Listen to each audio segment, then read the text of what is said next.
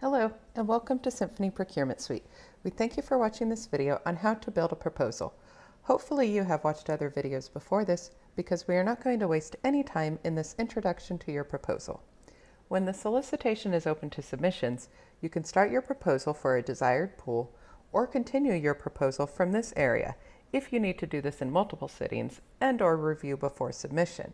How about we direct your attention to starting a submission in order to go through the process from beginning to end.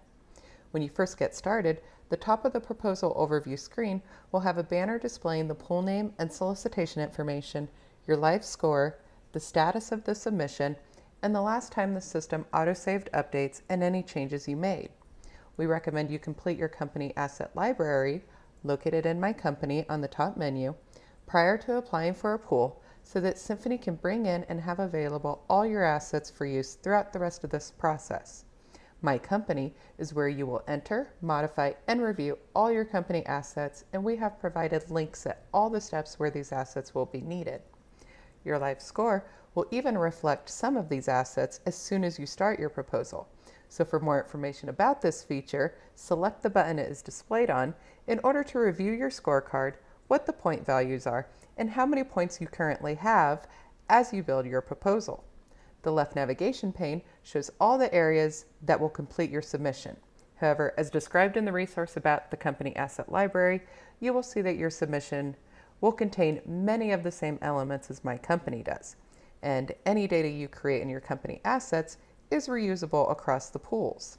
The proposal overview provides a summary of the pieces of information that you have or will update, such as team members, Merkles, project experience, business factors, and submission documents. We would also like to highlight additional explanations can be discovered in the system by taking advantage of the information tooltips, shown here by business factors. Near the bottom of this page is a link to the document library and your SAM data. The SAM data is pulled directly from your public SAM record.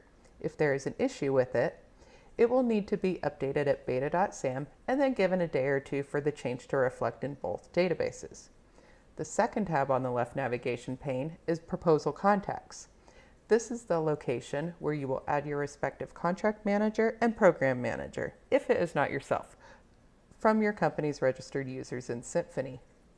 Then, team members can be added, and business factors that they bring to the scene, as well as your supporting documentation, can be included in your proposal and then viewed or withdrawn as needed. Please review the solicitation for specific guidelines regarding scoring with team members. You may notice a change in your score if you add a team member. To not lose our rhythm, for more detailed instructions and information on team members and Merkles, please refer to the resource we created for those. The next part of the process we want to point out is projects and past performance. You will select from past projects you have already entered in your company assets if they are eligible for inclusion in the solicitation and add them to the pool submission from this dropdown, and then you will explain how the project experience is applicable to the pool being applied for by completing the functional factors questionnaire specific to that pool. Once you save your work, you will be able to see changes to your live score.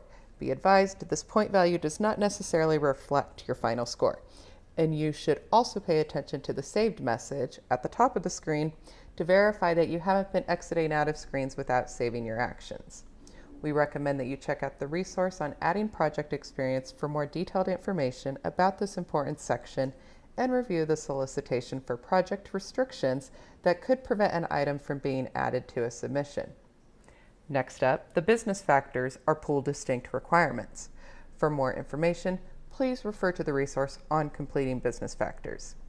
After this, the Submission Documents tab is another very important part of your proposal. We would like to point out already completed forms such as the SF33 will be uploaded here. Finally, the Documents library will contain all files that you upload for viewing in one location that is organized by folders. For your convenience, the Document Library and Review tab are locations where you can double-check your submission details.